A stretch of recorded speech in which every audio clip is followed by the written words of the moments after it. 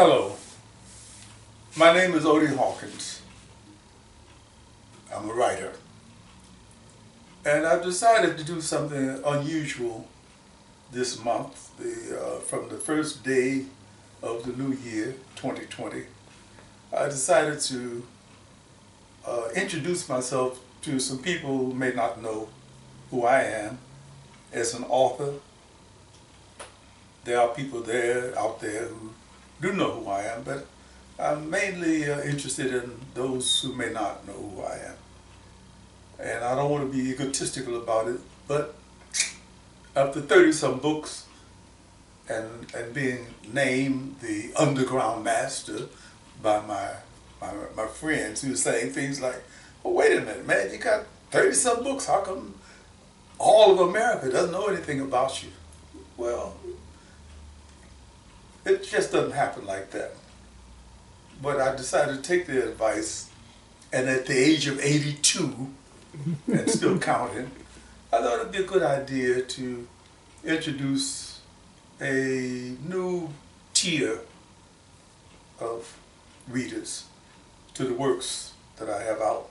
As you see to me on my right, these are some of my books. I can talk a little bit about them as we go along, but I'd like to begin by saying something about what it means to be a blooming writer, a blossoming writer, a blossoming writer. I started writing when I was about 8 years old,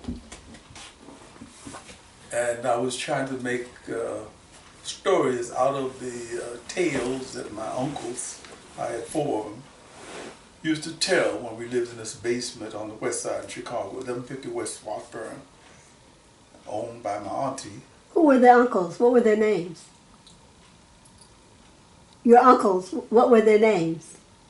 It sounds like I heard a voice asking me what my uncles' names were. Yes, you did. Uncle John, Uncle Eugene, Uncle Eddie, Uncle Percy. They told stories, and I was so intrigued by the stories. Well, wait a minute, let me get some understanding of who this voice is. Let me say this. The person that you just heard is my wife, my love, my friend, my partner. And I'll get to her as time goes on because she has photographed 17 reissued books of mine, and is quite an artist in her own right, but I'll give her a chance to have her piece as we go along. Thank you, Zola. You're welcome, Odie. I wouldn't have thought of my uncle's names, and of course they would have rained down thunderbolts on my head in the middle of the night. They gave me stories to think about and to write about. And at 8, what do? You take a pencil and paper and you just scribble stuff, and that's what I did for a long period of time. I could fast forward this, and I will fast forward it, to being in high school, let's say 15, whatever it is. DuSable High School, Chicago, Illinois. Hey Panthers, this is ginger beer, nothing stronger. Nothing stronger.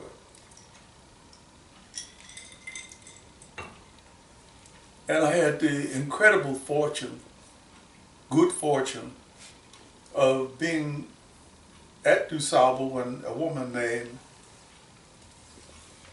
Dr. Margaret Burroughs was teaching there. Dr. Margaret Burroughs was instrumental in creating a sense of awareness, a sense of being that I've never known to be duplicated anywhere in the United States. Incidentally, she was the first founder of something called the DuSable Museum of African American History in Chicago, the first one. I happened to land in her class by accident because it was a makeup course. She was teaching art 101. She's a very well-known artist in her own right. At the time, I was earning, I don't know, a couple of bucks for writing notes for my male classmates who wanted to have notes written to prospective girlfriend. It was during an era and a time. Remember, I'm 82 now. I'm going back to a time when, guys who wanted to chat up the cutie pie would have a note written or write a note. It wasn't like he would come out with some blasphemous, profane rap. It wasn't that. It was something a little Nat King Cole captures it in his songs. Mona Lisa and, Red Sail on the Sunset. I'm going way back, so follow me. It has to be history or it can't be anything. I was writing a note for a friend of mine named Eddie, never will forget him. And Dr. Burroughs, being a seasoned teacher, reached over my shoulder, picked up the note, which had a little salaciousness in it, and kept me after class to talk to me. She made it clear that if I didn't go to this creative writing class that she knew about on 51st and South Parkway, it was called South Parkway then, in Chicago, it's called later name Martin Luther King Drive. She made it clear that if I didn't go to this class conducted by Mrs. Peterson, a white woman who was brave enough to come to the South Side after dark in 1953, I went. And of course, I decided not to go after a while because the scene was so sophisticated. People had their own personal little cigarette holders and ashtrays and stuff like that. I was writing about tigers giving birth to eggs that spawned alligators and crazy stuff.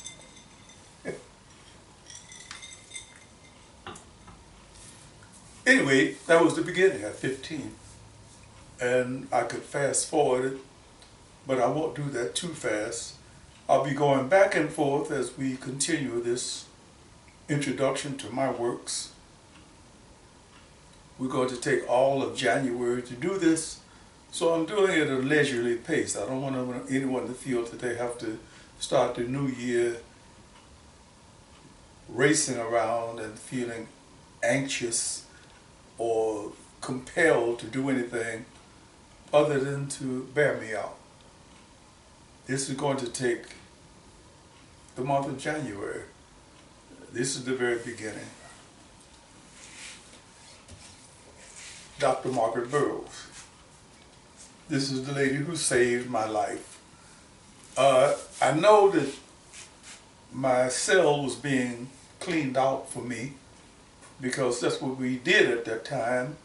There was a saying, guys used to say when they didn't see you for a while, "Hey man, where was you, in jail?" Or, even more horrible, "Have you done your time yet? Have you done your time yet?" The idea of writing for a living and all of that was almost unthinkable. But, like I say, she saved me. Well, she explained to me, with no uncertain terms, that you don't have to do that, and to put some stiffening in it, to put some backbone in it. For the summer vacation of that year, I believe it was 1953, she gave me a ream of notebook paper to write on. A ream of notebook paper. I never saw that much notebook paper.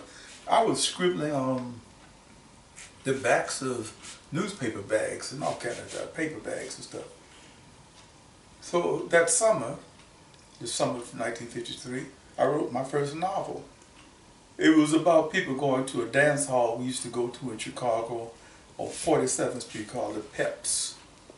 The dance that they did was called a walk, and the walk resembled the tango, except that very often the girl would be leading, Oh. and sometimes the boy would be leading. Hmm. In addition to that, it was a time, for some strange reason, that Afro-Cuban music had entered our lives, and you had people going around chanting, Coco, Coco Seco, Coco, Coco Seco, Anaba Coco, Anaba Coco, Anaba Coco, Anaba Coa, Coa, Turupapatia, Tunga, Urupapatia. We were doing this without any understanding of anything other than the phonetics of it. And that's what we did. I was constantly writing about it. I had no intention or no plan beyond simply writing about it, other than to write about it. That went on for quite a while. What happened? Something happened to me. Oh yes. I moved into a building called the Avon Towers. It was a joke kind of, because it didn't have an awning or anything like that. But this was, years later, in the late 50s. I'm going to say a little bit more about Dr. Burroughs, because she was going through her own personal crucibles. She was being hounded by the House of Un-American Activities Committee because she supported and she adored Paul Robeson. A lot of us younger people didn't know who Paul Robeson was or what he stood for, but she knew. She was being given a rough time because she wore a hand natural in high school.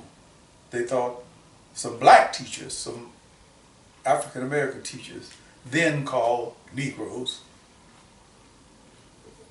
circulated a petition to try to have her taken out of DuSable because she was setting a bad example for the young ladies at DuSable. Go figure.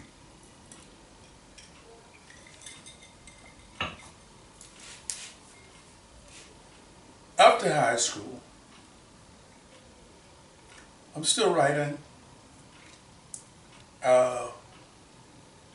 short stories, books, with no other teaching, no other creative writer instruction beyond just simply reading. I read everything I could get my hands on, ketchup bottles, the liniment bottles, the Castile soap ads, whatever it was, that would help me see how to write a little bit better. Now, what I'm going to do before we end this is take a big jump into right now. Into right now. All right. I'm going to go from that early period. I'll come back to it because you always have to revisit your youth. But I'm into my 32nd or my 34th published book, and I have a number of books waiting to be published as soon as the right agent shows up. I've had 2, and both of the guys died. Not because they were male, but because they died. I'm saying that to say I would very gladly accept a female agent. I'm looking at a lady named McKinnon in New York, and perhaps we can work out something together, or Marie Brown, and I'll stop there mentioning names.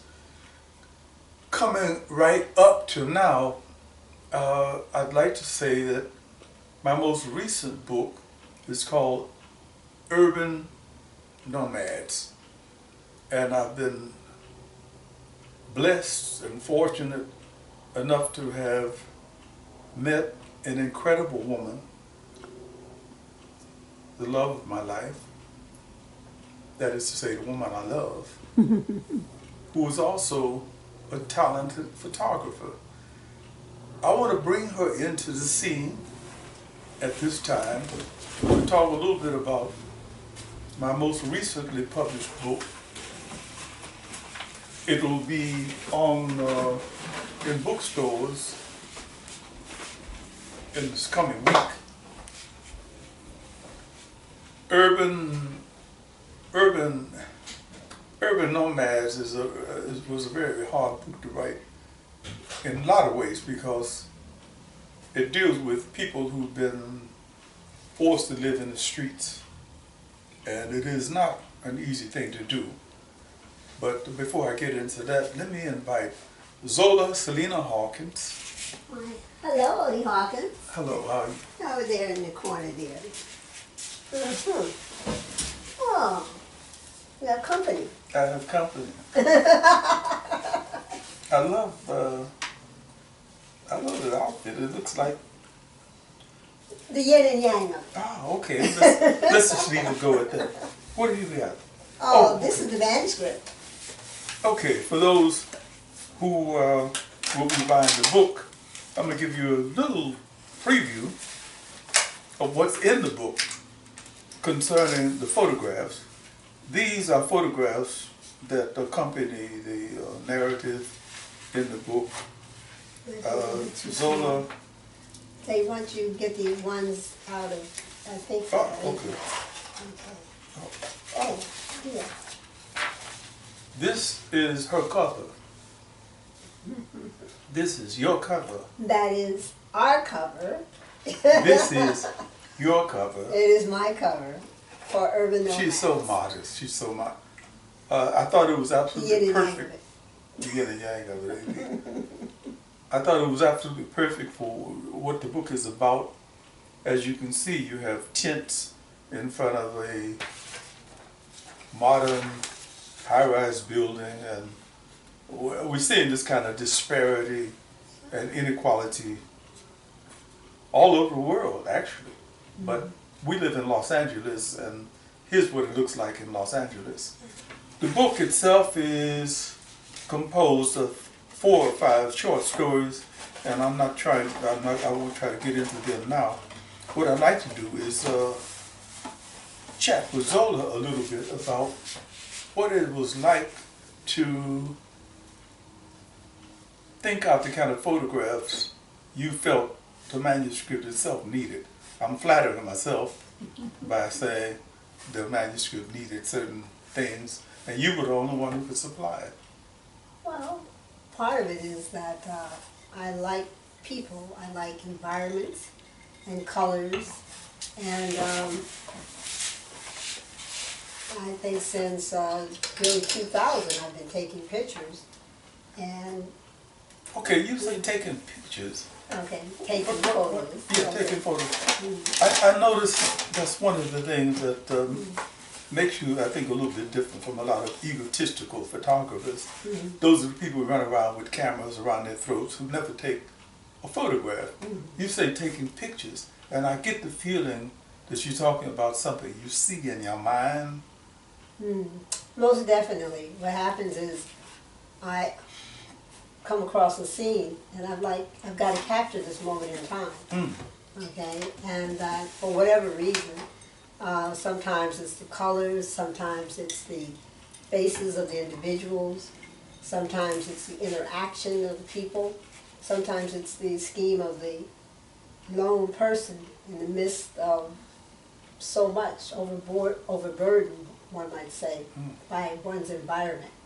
And so I have a need, personal need, if you will, to capture that. How did that come about?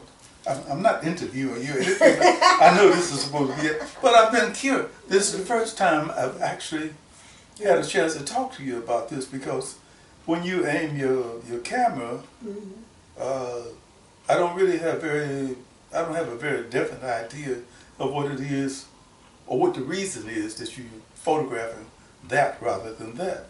Oh, I think it is, like I say, the composite that I see, and I've been an observer most of my life. Even as a child, I enjoyed sitting back and observing people and environments. And, you know, say a simple tree. There's so many variety of colors and textures in a tree. There's so much variety and textures in people. And unfortunately, in this Western society, people want to get rid of all their wrinkles. They want to become plastic, if you will. And no, you know, there's Botox. Botox, whatever. There's so much life in the individual. So why try to erase the moment of time? And at 71 to your 82, I totally I thought you were 93. Odie Oh, Hawkins. sorry. Okay, sorry. Okay, I really totally appreciate being able to capture these moments in time to share with others. Yeah. Mhm. Okay, well, And your stories, they also inspire me. I mean, from the moment you wake up and say, showtime. I have to explain this. Like most people who've been through some kind of infirmity or other, they've had periods of time when they were just simply crawling out of bed. And, I decided to awaken myself with a new mantra. I won't give you the mantra, I won't give you the prayer because it's mine personally. But at the conclusion of it, when I throw the covers back and I slap my hands, I call out, showtime! And get out of bed. No matter how cold the floor is or whatever, it means that, you know, the show is about to start and it goes on all day long until I retire for the night. I do not clap my hands and say, sleep time. You know. No. But when you do, I say, oh, he's up, oh, he's up. Okay, that's showtime begins, showtime begins. As you can see, we formed a stage for us to both to be on, and at this point, we're going to have to end this for the first time today. Oh, let me say something about that. This is a piece that comes from West Africa that was given to us by Zola's mother. I called her Queen Jewel Gray. Queen Jewel died 3 months ago. September 6, 2019. At the age of 92. But before she died, she gave us an incredible legacy. This is one of a number of pieces of West African art that she gave us, and in succeeding shows, if you want to call it that, we will be exposing the works that she gave us. Zola's sitting in front of one right now, or two. And as we move the camera around slowly but surely, we will expose those things to you. I would like to thank Zola for all that she's doing as a visual person. I'm a scribbler, and some of the things that I should have photographed, I didn't think to do. Yes, but we're working on it together now. That's how lucky I am. That's how lucky I am. Hey, see you all next time. I gotta run. But you'll be back. I'll be back. Great. Okay, for the next show.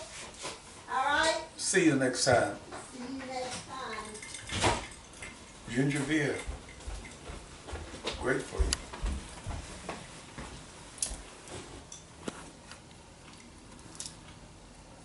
Ciao.